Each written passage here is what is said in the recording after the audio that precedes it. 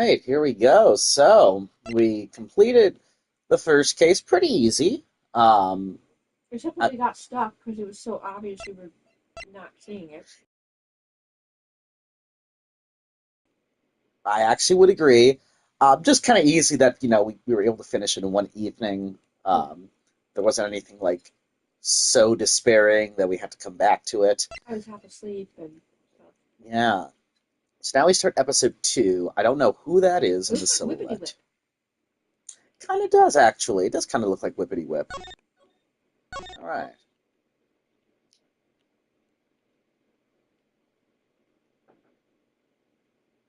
Airline? Learn about airlines. The murder that occurred in my office.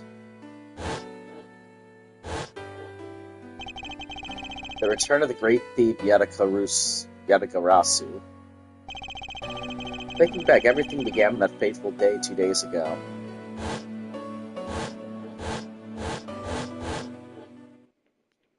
Two days earlier.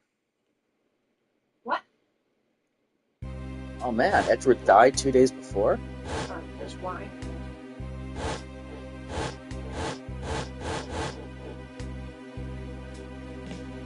Go you! Yes, everything began high up in the air, 9,000 feet in the air to be precise.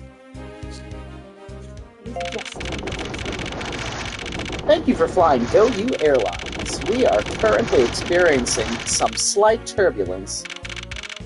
We are asking all passengers to please return to their seats and fasten their seatbelts.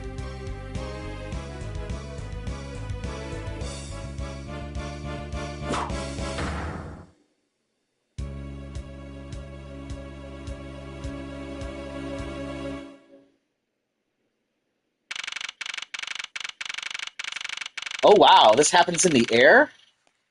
This is like This is weird. this is like the Perot book, Death in the Clouds. There's a real book called that? Mm-hmm. The Hercule Poirot. Like Now Death it on the Nile. It's on the boat. Yep. Now it doesn't all like they get back on the ground and stuff, but the murder occurs while they're in the air. But like then you have Murder in the Orient Express, which is all on the train.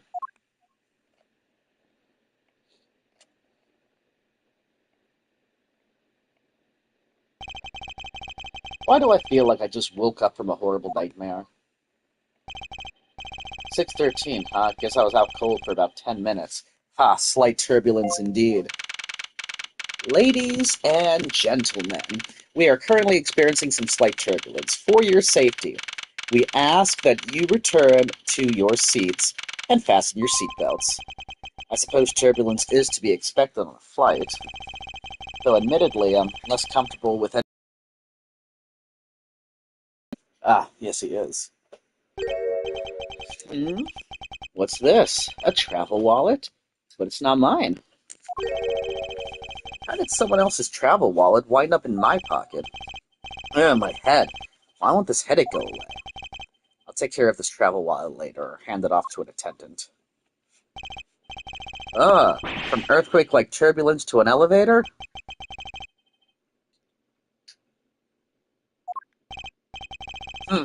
What am I doing hesitating like this?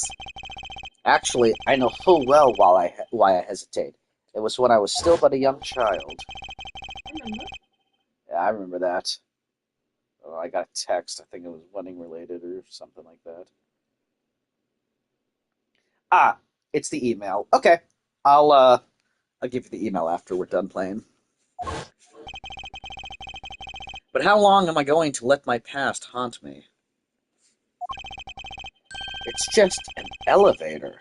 I'm a grown man now. I need to behave like one.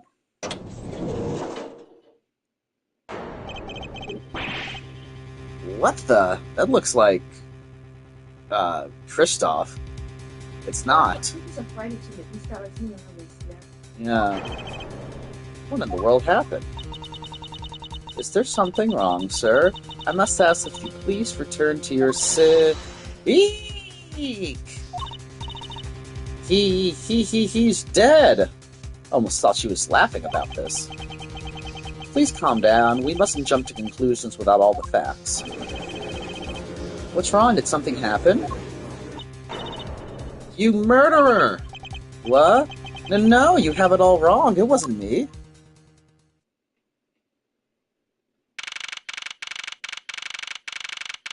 He's already ready to go down and leave. I know, what the heck? That was drinking his butt off. That's a lot of bottles. This looks like Augustus Gloop down here. Oh my god, it does! Everyone, I am so sorry to interrupt, but I have an important announcement. I'm one of your flight attendants today, Rhoda Tenero. Rhoda Tenero? Rhoda Tenero? Does this cave have a lot of good parts or something? I don't know, that's why I'm saying it, to see if I'm... Rhoda Tenero. Well, no, because if you look, you might get spoiled again by accident. Remember when you looked for that guy in the 6th game? Unfortunately, we have just had a minor accident on this flight. An accident? Don't treat us like we're stupid. I caught a glimpse, and it was murder. What, a murder? What's going on with this flight? He says as he drinks his wine. Everyone, please calm down. There's no reason to panic. I know. I mean, it's one seat, all that space, a ton of leg room, and... It looks like it lays into a bed with your own air conditioner, or is that just a TV And it looks like you have, like, 2 car lanes worth of space in between. Shoot. I'll go on this plane. We are still currently in the middle of a rough patch of turbulence. So until we are out of this area of turbulence, I ask that you please remain seated. But someone was killed, right? I mean, what about the killer? Let me off. Please, there is no need to feel threatened. We have already apprehended the culprit. handcuffs. Wow. No, it looks like there's rope. I ask that everyone please remain calm. What the heck is he talking about? Why should we remain calm? My name is Miles Edgeworth. I am a prosecutor, and I assure you that I am not the killer. Being a prosecutor doesn't make you incapable of murder, buddy. Now you listen here. I am not the killer. I simply found the body. So you say, however, I am sure that you are the perpetrator of this crime. I swear in my honor as a professional flight attendant. Oh, is that right? I know what I saw. And there's even very strong incriminating evidence to back me up. What kind of incriminating evidence is he talking about? We've already alerted the proper authorities at our destination. Until we land, you will remain in our custody by the powers vested in our captain. I'm very sorry, but please understand our situation. Your situation? I'm more concerned with mine and the direction it's going in. I'm not about to just sit idly by while I get accused of murder. Miss Tenero, was it? Yes. I was wondering if you might give me a chance. A chance to do what? A chance to plead my case? And a chance to ask what you mean by incriminating evidence just now. To accuse a passenger of such a grave crime without allowing him to give a proper defense, can the professional flight attendant decide if you really call this action righteous? You have a point. Very well, I'll listen to what you have to say. But be wary of what you reveal. I'm afraid you'll only look even more suspicious if your explanation fails to satisfy. I also did not have time to deal with you all day, so please make it quick. Of course, as you wish. Good. Very well then, let's get started. I know for a fact that I didn't kill that man in the elevator. What I don't know is what sort of evidence she has up her sleeve, but I'm certain it doesn't fit with how the crime really occurred.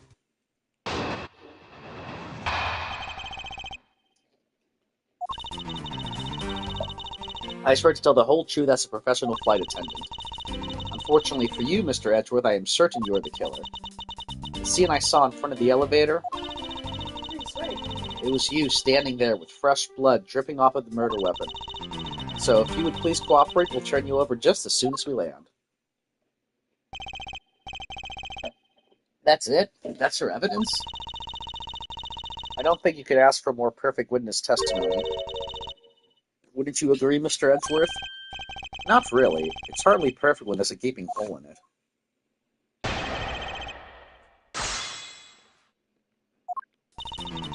So let me see what we have in our evidence.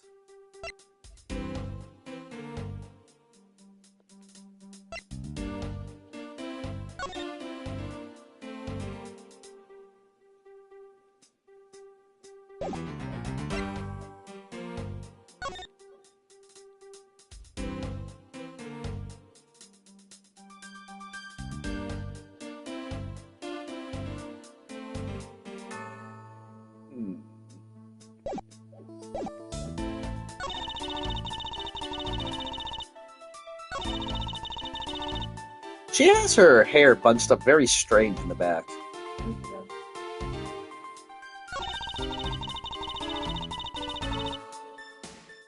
Yeah, but we didn't have anything on our person. Murder weapon dripping with blood, really now. I swear that was the grisly scene I saw before me. Thank goodness it wasn't the passengers who saw her, there'd be widespread panic by now.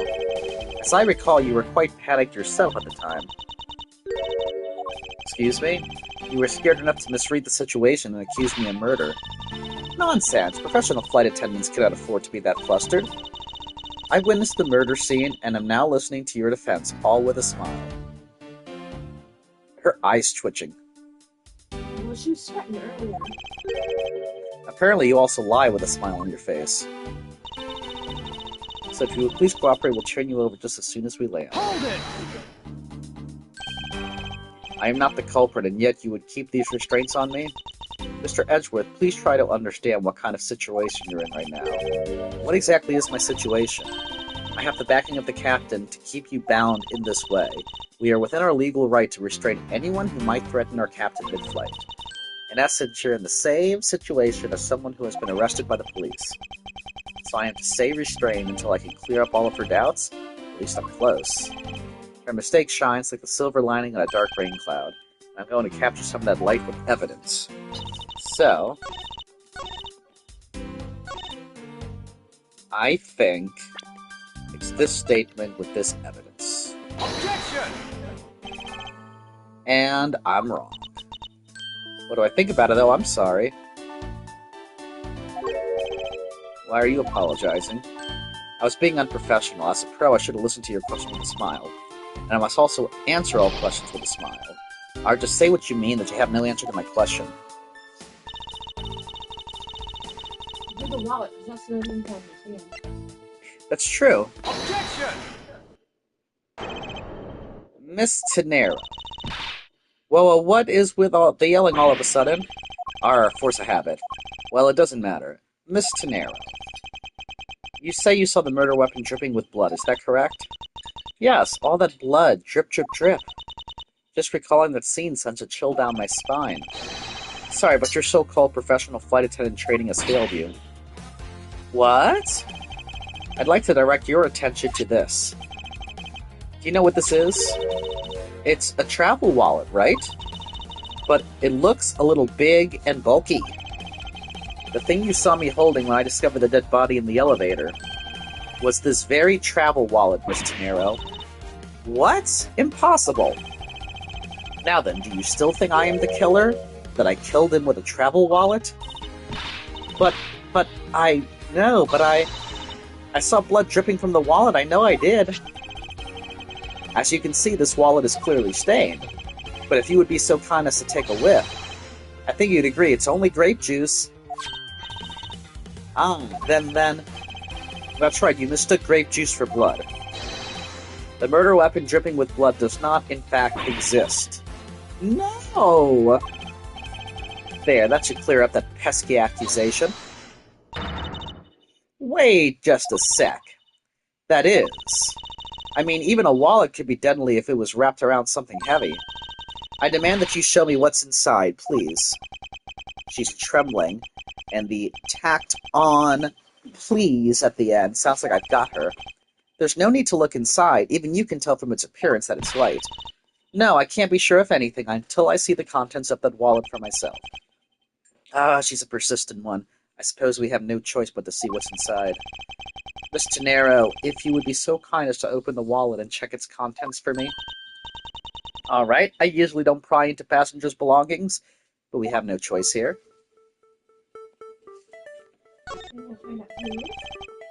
Grape juice stains the outer cover. True, it was I who dropped it in the juice. However, I didn't do it out of ill intentions.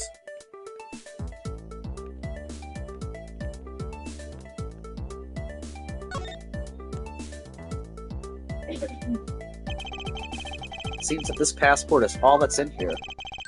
As you saw, there's nothing but a passport inside. This renders your wallet was the murder weapon argument moot. Wouldn't you agree? Please hear me out, Mr. Edgeworth. What is it now? Well, I was wondering, whose passport is it exactly? Can I take a look? Why not? I'm rather curious myself.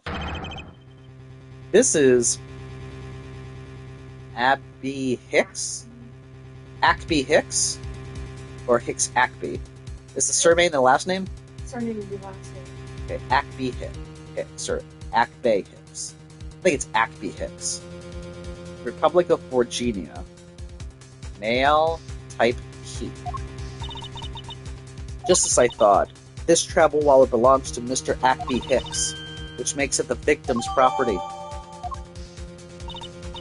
You stole the victim's wallet, didn't you? How dare you? You said it yourself. You claimed to be holding this wallet in your hands when I found you. Perhaps I did misconstrue the wallet for the murder weapon, but it seems that I wasn't wrong about who the culprit is. Girl, seriously? You should marry the guy from yesterday. I know. No, they'd be a great couple. As you claim, the murder weapon is not the travel wallet. However, it is something you stole from Mr. Hicks after you were done with the vile deed. I find it hard to believe, but your motive was very simple. You were out to steal Mr. Hicks' money, weren't you? That's false because all the money's dumped out in the elevator. Yeah. There's no... And so, we already know we can use that picture. Because... Yep. So even though I didn't have the murder weapon on me, you still suspect me, I see. You stood up at the crime scene with the victim's wallet in your hands. How can I turn...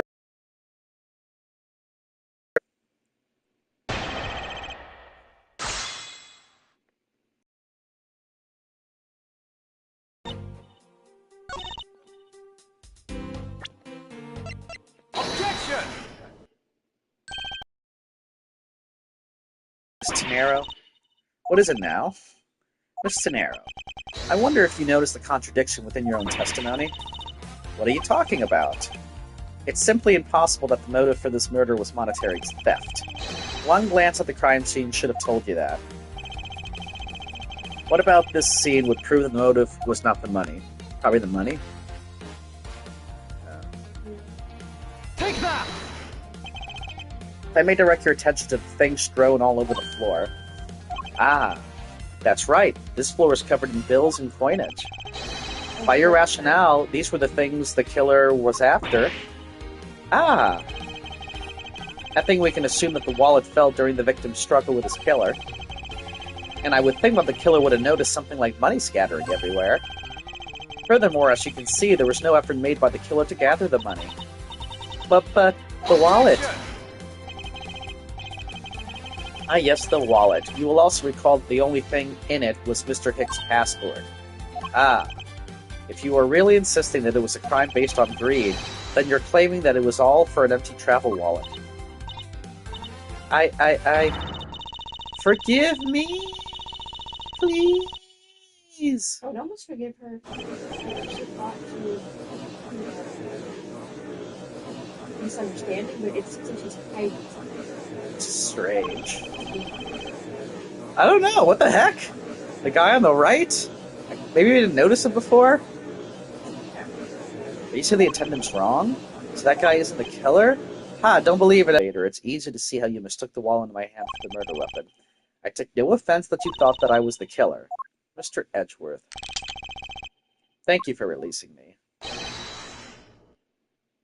Whoa. Ah. What is it now? Is he trying to shoot me with finger guns? Miss Tenero, if you could please translate, I'd be much obliged. It sounds like Virginian, but I don't understand any of it. There's another attendant on this flight who... I said that he is giving the runabout. I don't require an interpreter. I speak English just well. See? You, the attendant. Yes, sir? I want this person to be under the arrest until we arrive at the airport.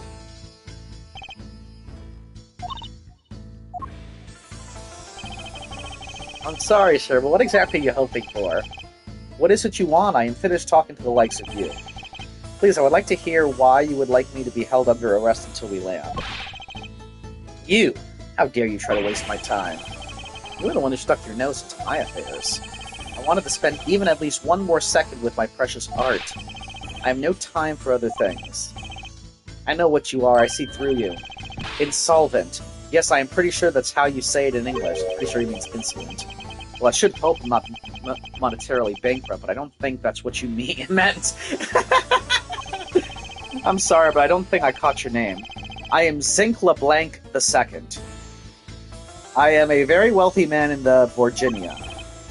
But I am not an ordinary rich man. I am an art dealer. A rich seller of beauty. Mr. LeBlanc, what did you mean just now? Pardon? When you said that Mr. Edgeworth was giving me the runabout. I have to explain? Unbelievable, I will say it once and only once. I do not have even a second to waste. Time is money, as they say. Yes, you continue to blather on. I saw it, yes I did. I saw the victim go onto the elevator, going down to the lounge. It was exactly at 6 o'clock. And what's the significance of that time? At 6, he says. Wait, you saw him at 6? Ah, what's the matter, Mr. Edgeworth? He understands, I see. Miss Attendant, what time did you discover the body? Well, it was a little after that patch of turbulence, so I would say around 6:15. Ah. Hicks was his name, was it? Then I say the man Hicks was killed with a 15-minute time span. And the only person in the lounge at that time was this prosecutor, yes? Yeah, I was in my seat the whole time. Me too. I was watching the movie and enjoying a fine glass of grape juice. It's not wine. Well, I think in this universe, grape juice is wine. Like at the Borscht Club with Phoenix. I'm pretty sure that was all supposed to be wine. I'm still eating, still haven't finished, see? The other passengers have an alibi, so you have no problem with them, I suppose? It's the only passengers. There's his, Yeah. and then there's her. No compliant, I see. Not a single word against this, right? I have no way of discounting what you have put forth at this point, but it wasn't me. Oh? So you say, but you have what you say, the evidence. Mr. Edgeworth, are you really the culprit after? Mr. LeBlanc, I suppose you were quite certain of what you saw? Enough to give testimony? Of course, I was looking at that man the whole time. He was playing with that annoying little, small machine the whole time. Machine? Yes, that's what you people call it in English, yes? It was making me crazy with the click, click, click. From that description, it sounds like some sort of small computer. I believe what Mr. LeBlanc is talking about is a cell phone. I have to say that I did see him playing with it quite a bit myself. A simple cell phone, a laptop or organizer I can see, but a little machine in his hand. Not a fragment of beauty. All it produces is ugly sounds. Anyway, I know what I saw. But he's so angry! Like, he's so red-faced! Miss Tenero, yes? I was wondering if I might be granted permission to examine the crime scene. What? You want to examine the crime scene? If you'd grant me a little measure of time, I'm sure I can produce the real culprit. I don't like the sound of that. Fox in the duck pen. Yeah. Fox in the hen house. I think that's how you say it in English. It's Fox guarding the hen house, and I believe my innocence was proven earlier. If I'm given the chance, I can clear all this. I can clear up all the remaining doubts. Miss Tenero, if you wait until we arrive, there's a good chance that some evidence will have been destroyed by then. I understand. Let me see what the captain has to say. Ha! This should not be approved. Please, Mr. LeBlanc, in an emergency, all decisions are to be made by the captain alone. Now, please wait here while I go ask the captain what to do. Be right back. You are not planning to erase evidence when you are doing your investigation, yes? Of course not. Ha! We will see.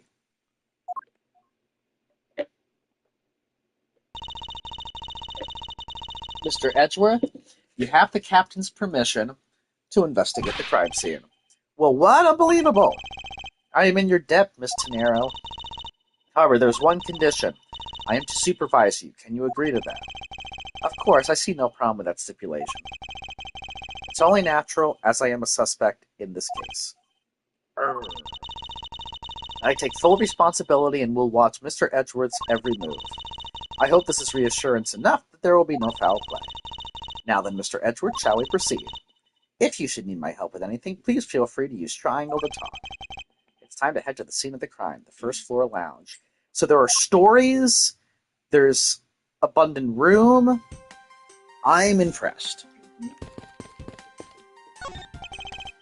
Ugh, don't get near me, you criminal. He said, don't get near me, you criminal. I am not the killer, and I intend to prove that starting now. But that's contrary to the facts. He says, but that's contrary to the facts. I can understand his English just fine, thank you very much. Yeah, she's Gumshoe. What's a lifesaver doing here? I bought it at the in-flight shop just beyond the lounge. If something should happen, having one will save your life. I think this guy would have been better off not taking a plane to begin with. Hey, miss, how about another glass? Excuse me, but I was wondering if you know anything about the murder. How about it? How about a glass together? I'm sorry, but I must decline. I wasn't talking to you, I was asking the cute attendant. I'm sorry, but I'm on the clock right now. But if you need a refill, I'd be happy to bring you another glass at any time. You got it, Toots. That's no way to talk to a lady.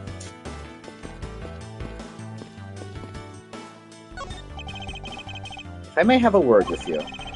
This steak, so awesome.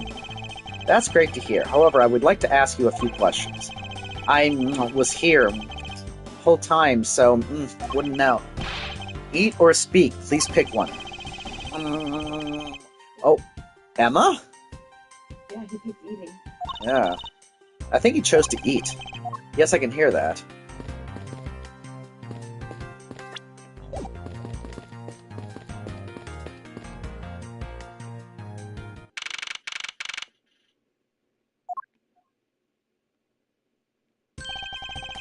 I want to thank you for your help back there, Miss Tenero. It was nothing. You should thank the captain for granting you permission. And just so everything is perfectly clear, I still don't trust you. Your standing with me hasn't changed one iota. I see. I will bear that in mind. I received an order from the captain earlier. He wanted you to know that we reserve the right to stop your investigation if we feel you are not making progress. And when we do, he asks you please return to your seat at that time. So my time runs out at his and his crew's discretion, does it? I have to find a way to discredit Mr. LeBlanc's testimony before time's up. I understand. By the way, is there any place you think of where the killer might hide on board? I don't think so. After every first-class passenger was accounted for at his or her seat, we made a thorough search of the plane. As for business and economy class, no one can move between those two classes in first class without a staff keycard. And we found no record of a keycard being used at all. Which means, well, I don't think she's nervous. I think she's just stressed, flustered kind of thing. Which means that I have a first-class killer on my hands. At least I know that much for sure. And one other thing, no one else has been allowed near this crime scene since the murder was discovered either. Something's missing from his neck. See that lanyard?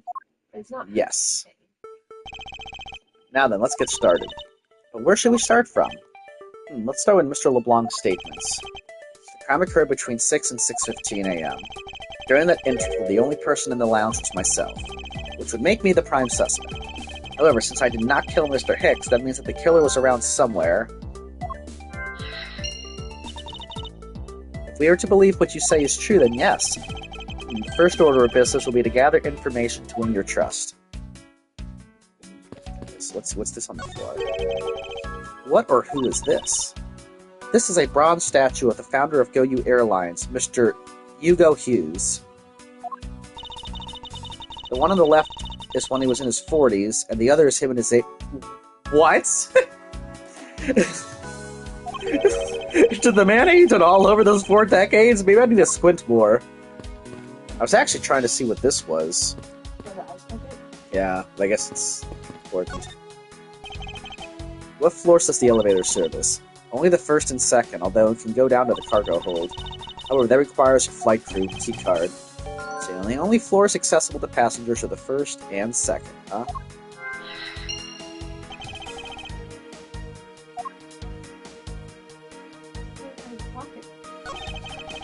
Ah, we'll see in a sec. Money is strewn all over the floor of the elevator. I would guess it was all in Mr. Hicks' wallet at some point. What is this sinister-looking figure on the floor here? Oh, that's a piggy bank of our company mascot, Captain Hugo. It's just one of the many pieces of merchandise we sell at our in-flight shop. This bank is a limited edition, and is so popular that we're down to our last one. You have an in-flight shop. Yes, it's just beyond the lounge to the right. The shutter... So they have a shop, too. This thing is like a cruise ship. The shutter to the store is closed at the moment, but it was open the whole flight up until Mr. Hicks' body was discovered. There's blood on here. Could this have been a murder weapon? I noticed the blood earlier, too. There's something sticking out of his pocket. Hope you won't mind if I take a look at what's inside. It's a picture. It looks like it was... his face cracked me up. So he had that red thing around his neck in the picture. And now it's gone. Yes. I wonder what was hanging off this lanyard. Something's missing from this picture. Now, if I could just put my finger on it. I doubt anyone was expecting to find a dead body in an elevator on this flight. So Mr. Hicks, he's really dead? Yes. She's trembling, although I can't fault her for that when there's a corpse right here. Mr. Hicks, if you're really dead, then please answer yes. I see she's over the trembling now, although a new symptom seems to have appeared. Anyway, I should focus on the victim's body. Let's see. There's blood on the back of Mr. Hicks' head. Could this be the cause of death? He appears to have been struck very hard. Alright, let's start deducing some stuff, even if his glasses are broken.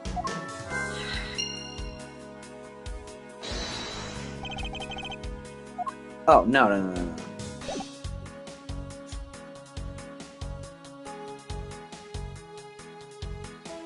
But right here, and his picture in front of the blue face.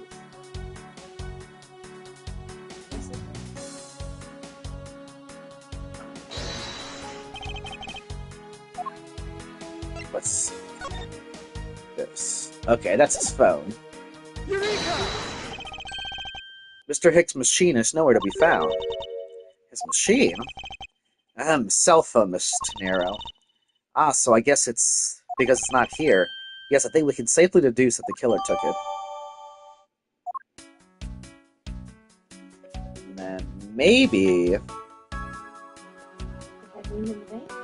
Oh, wait. No more deduce. I guess that was the thing we needed to see. And I think... There's no grape juice residue on the soles of his shoes, making it highly unlikely that Mr. Hicks entered this elevator after the turbulence.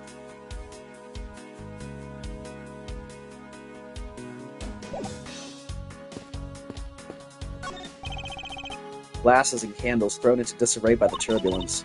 It's been a while since I've seen this big of a mess. It's terribly embarrassing, but I thought it was an earthquake for a second, and I frantically started searching for gas valves to shut off. An earthquake wouldn't affect a flying plane, right? Right, but I guess living in California where they were, you're so used to when that feeling happens to go turn off the house. Right. But the thing is, she thought it was an earthquake. I guess the shaking of the plane was bad enough to be mistaken for a real earthquake. Not that I would know, since I was unconscious for most of it.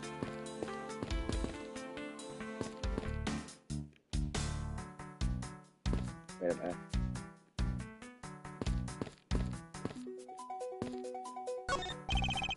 This toppled over chair, yet another victim of the turbulence. Ah no, look at all that grape juice staining the back.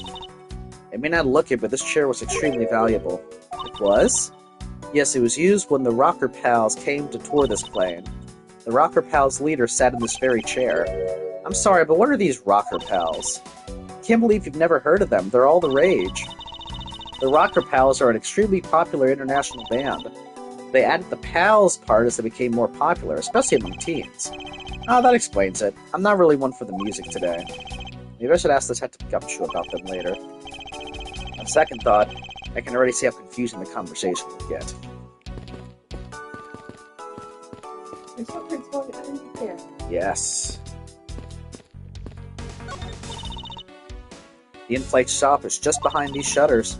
We don't have permission to open them, so I'm afraid I must leave them closed. There must still be clues to be found here in this lounge. I must remain ever vigilant. There's some spilled grape juice in front of the elevator. I assume it was spilled during the turbulence. Oh, we must clean that up or someone might get hurt. Aha! What is it, Mr. Edgeworth? I found some very important evidence. What is the important piece of evidence in this scene? And it's exactly what you said. Take that! What is it? They're a little smudged, but I think we can both agree they are a set of footprints. So you think, yes, these belong to our killer. Oh, then maybe we should go check out the shoe sizes of everyone in first class. I don't think that would be of any help to us. Unfortunately, the prints are too smudged, which will make it hard to get a definitive match. Oh, I see.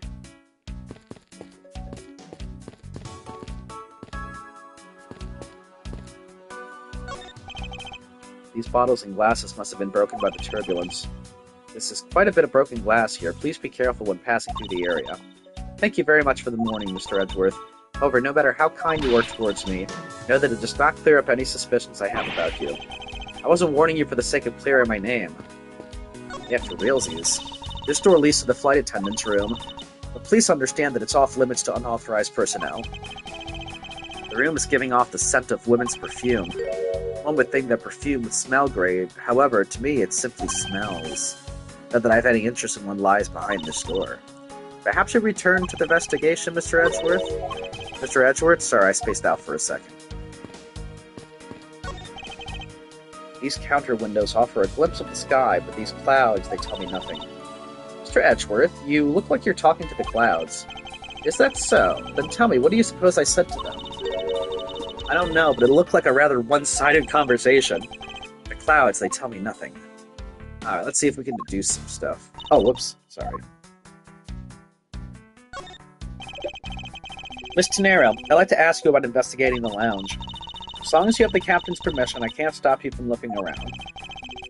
If you could pass the message along, tell him I'm grateful for his spirit of cooperation. I will, however, please realize that you are still under suspicion. To be honest, I still have my doubts about you. Of course, and I take no offense. Do you really understand what I'm saying? Yes, verily. Do you pinky swear you do, on your honor as a professional prosecutor? I pinky swear I do on my honor as a professional prosecutor. Well, I guess that settles that. I feel my honor as a man slowly diminishing.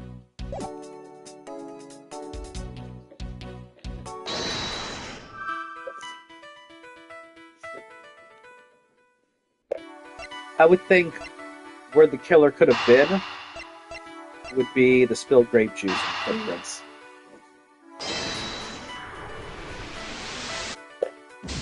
What?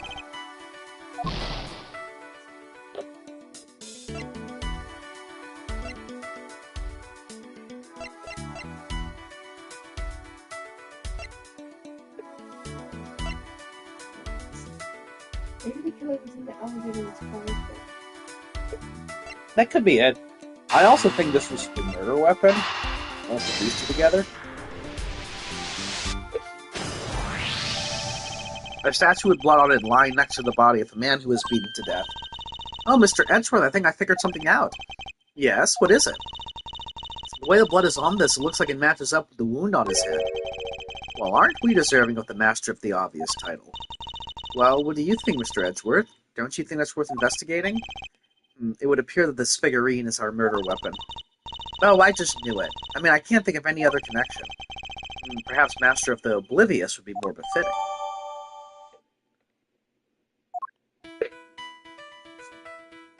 And you think it might have been the elevator itself.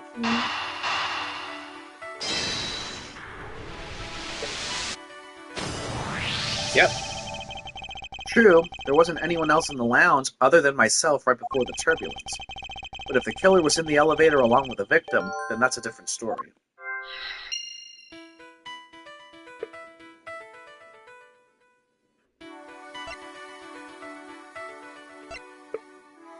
I don't know if any of these three go together.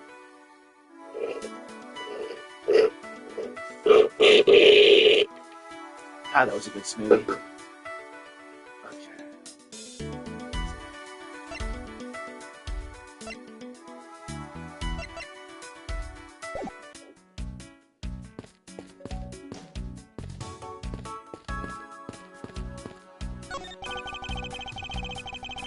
Pity that a bronze statue knows not when good drink has been spilt at his feet. This is a statue of our founder, Mr. Hugo Hughes, who was a big fan of grape juice. I'm sure he would be thrilled if he knew so much grape juice was here at his feet. Is that a hint of hero worshipping I detect?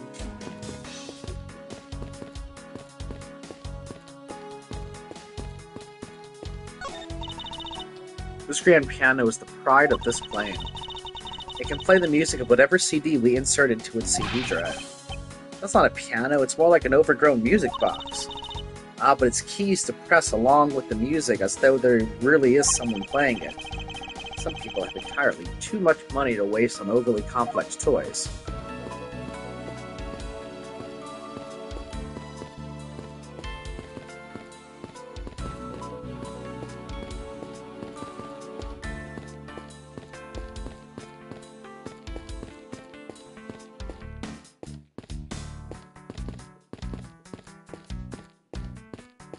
What?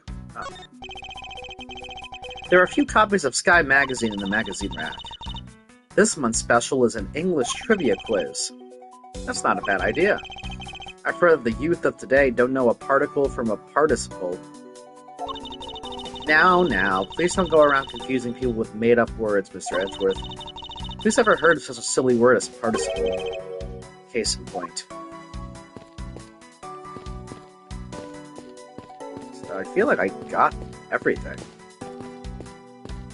Let me ask her about the victim, though. I was wondering if you noticed anything, Miss Tenero. Yes, I can't help but notice the sad atmosphere in here. Yes, it is a rather tragic crime. I'll say, robbing the poor man after bludgeoning him to death. Talk about rubbing salt in the wound. I can't forgive someone who would do this to a passenger of mine.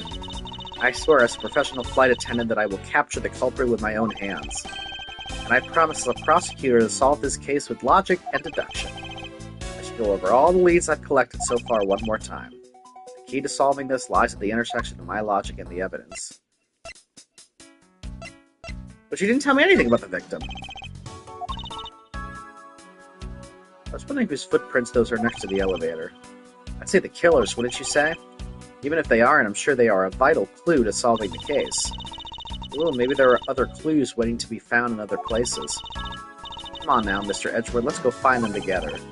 A word of advice, nobody likes a credit thief, so stop stealing my lines. Well, I can present stuff to her.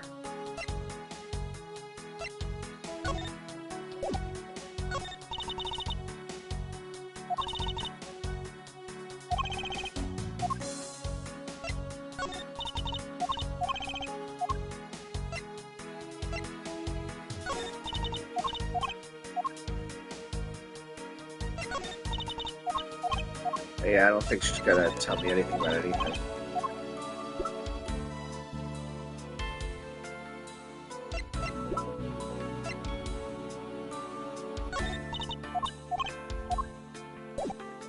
Well, let's look at the leads again.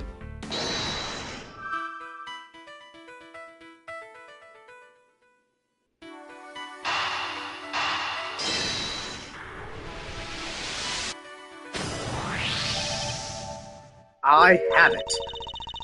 I'm sorry, but I don't understand, Mr. Edgeworth. I can prove that someone other than myself was here around the time of the murder. What? Really? Yes, it's rather simple, actually. The proof is in the pudding, or rather, the grape juice in this case. These footsteps here confess to me this very fact, that someone exited the elevator alive. Seeing as how the victim is dead, that would mean a second person. But couldn't the footprints be from Mr. Hicks himself? But if you take a look at our victim's shoes, you can see that the soles are spotless. Which means Mr. Hicks wasn't alone in the elevator. In fact, it's quite the opposite. There was actually one other person inside the elevator.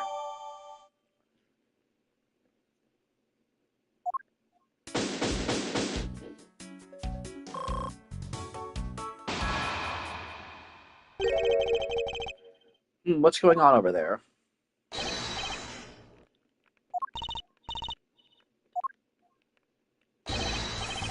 Unforgivable. This is unforgivable. Do you understand what I am saying? The movie is late. It is the same level of bad as if the plane arrived late. But the movie... What? I will not talk to you anymore. You are just wasting my time. What is the matter, Mr. LeBlanc? If there is no emergency, please return to your seat, sir.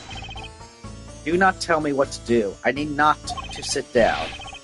Well, Mr. Prosecutor, did you prove you are innocent yet? If you would like, I will prove my innocence to you right now. What nonsense! Are you saying my eyewitness testimony is mistaken? Not mistaken, merely that there is room for doubt.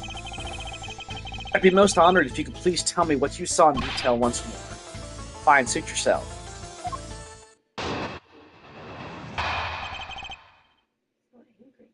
I know. Like, his eyes switching too. I am certain I saw Mr. Hicks enter the elevator. It was when the needles on my watch pointed to the 6 and the 12. Which could also mean that this happened at 12. Well, this happened at 12:30. Body was discovered 15 minutes after that in the lounge, yes? Then you, the only person in the lounge at that time, must be the criminal.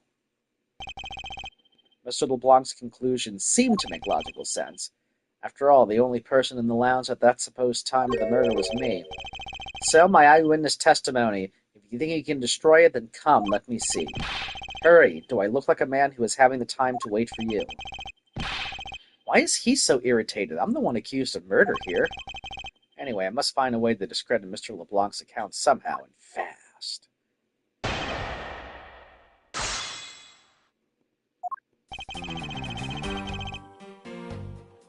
Hold it!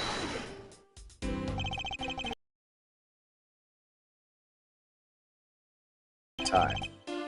Of course, I saw what was inside. And you were sure that the victim was in the elevator alone. Yes, the only person inside was that Mr. Hicks man. This last outburst is a bit too important to let go.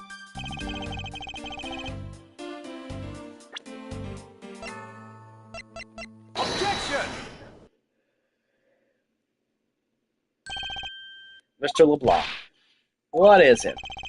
There is a very glaring contradiction in your testimony. What do you mean? Please take a look at the area in front of the elevator. There, at the spilled grape juice. Yes, and will you admit you also spilled it with the blood? No, it spilled itself during the turbulence. The interesting thing here is the set of grape juice footprints. Footprints? Yes, the ones that lead from within the elevator out into the lounge itself. It's evidence that proves that someone other than Mr. Hicks exited the elevator alive. There must have been another person in the elevator. Now then, I'm done playing games. Why don't you tell us the truth?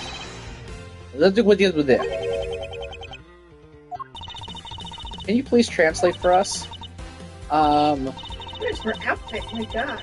Yeah. No way, that's totally impossible, I guess is what he said. No way, that is totally impossible. I know there was no other person in there. I saw with my own eyes. If you want to know what I think, Mr. Edgeworth, I don't think Mr. LeBlanc is lying to us. I suppose she's right. He doesn't seem to be lying. Then what does it mean? What about this contradiction? Mr. LeBlanc, please just tell me once more. Recall the details of what you witnessed to me.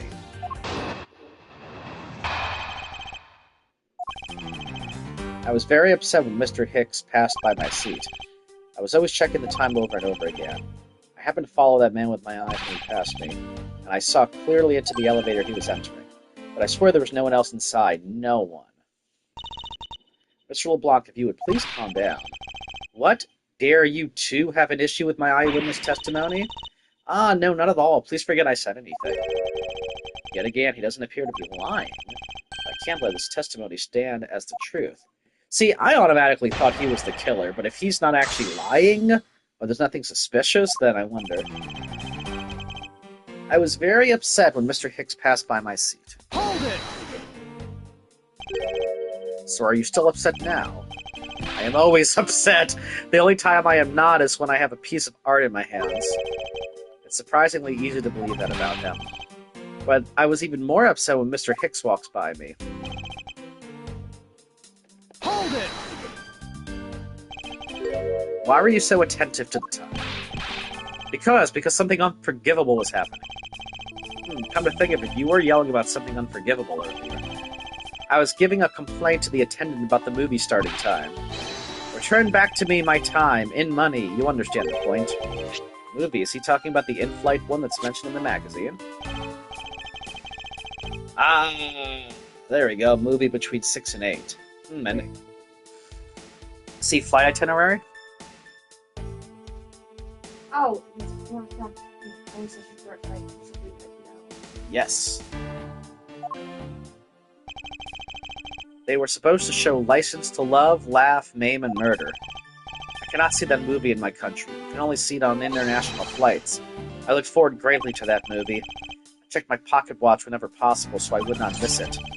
I even set my pocket watch to the destination time when I came aboard. So my watch is not wrong and matched the schedule. But the movie was still late. Very, very late. Your pocket watch. I'd like to ask you a little more about it if that's alright.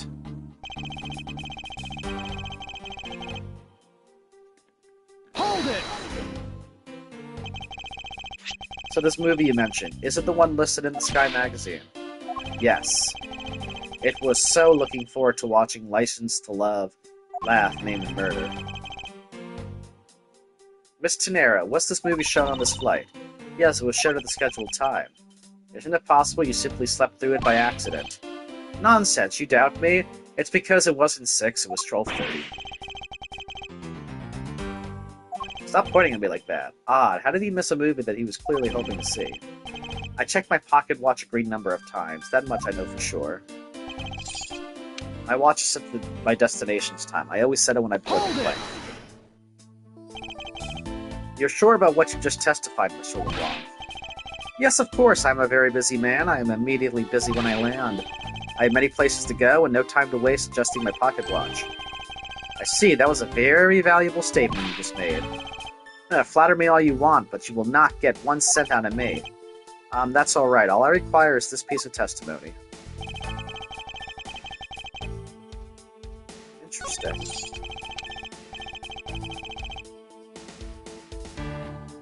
So basically, his watch was already off by hours. Objection!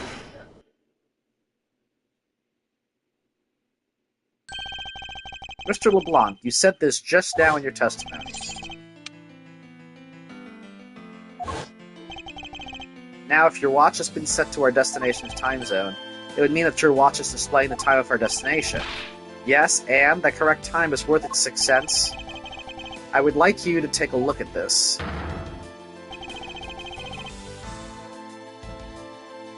If you believe the Sky magazine, clocks on this flight run in accordance with the time of our departure time zone.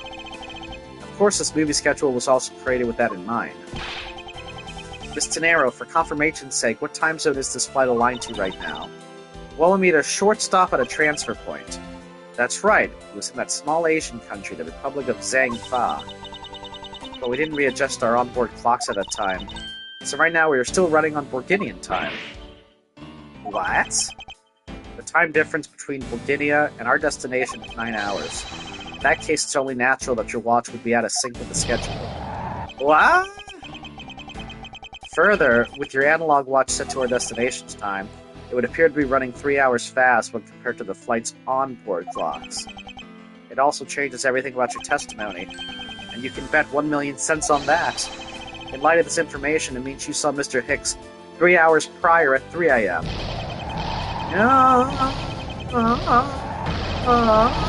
My 1,000,000 cents! This should clear up all of the remaining accusations. Wow, that other flight attendant looks like you. Me? Yeah, Which one? the one that's dozing off.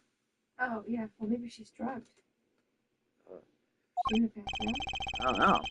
Yes, because Mr. LeBlanc saw the victim enter the elevator at 3 a.m. It means that the time of the death could be anywhere from 3 to 6:15. The question now is, where was Mr. Hicks during that span of time, and what was he doing? Oh, I've got something to say. You are? Yeah, I'm No, chamomile. Chamomile. Ha! I'm a flight attendant. And what is it you wish to say? Well, I think your story's a little different from how I remember it. What do you mean, Cammy? I saw Mr. Hicks sitting in his seat at 5 a.m., you know. What? How can you be so sure of the time? Oh, that's right, he pushed his call button while we were parked at the transfer point. Ah, the stop we made for refueling and cargo transfer in Zhangfa, correct? Yes, it was from 4 to 5 a.m. according to our clocks. During that time, did any of the passengers leave, or did any new ones board this flight? No, not a single person got off or on in Zhangfa. What about the flight crew? The few who were handling the cargo transfer might have temporarily gotten on or off, but eventually everyone, including Cammy and myself, came back on the plane. Boy, Cammy's regular face is a bit strange. A big smile that's just her resting face.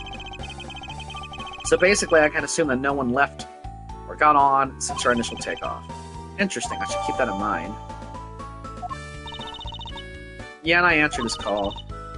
I can tell you, Mr. Ackby Hicks was there in his seat when we took off again at 5 a.m. Alright, that puts the time of the murder between 5 and 6:15 a.m. Okay, now, what time did you come down to the lounge, Mr. Edgeworth? I remember coming down here almost as soon as we left the Republic of Zhangfa. Ah! You were here the whole time from 5, yes?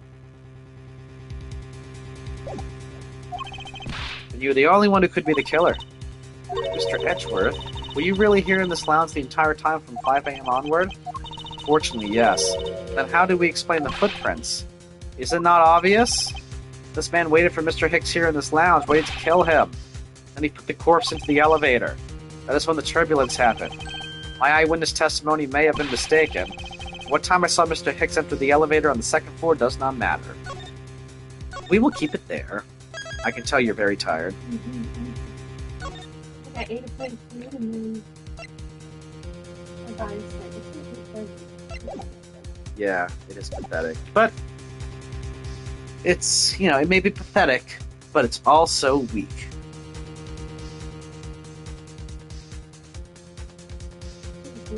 Yeah? Why? Because you gotta swear at me? Not to stop the broadcast anyway. Alright, so we'll have to defend ourselves, but kind of an interesting premise, this one. Although this is like the most luxurious plane I've ever seen in my life. And kind of makes me jealous that we don't have that. But, yeah, I'm looking forward to seeing how this case continues next time.